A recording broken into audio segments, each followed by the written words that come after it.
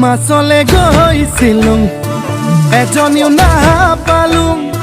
ঘৰলৈ আহি মই নিমখ ভাত খাই দিলোঁ এজনী ছোৱালী মই বহুত ভাল পাইছিলোঁ এটালৈ পলাই গ'ল এচুমাও নাপালোঁ হেনো দিনে ধৰি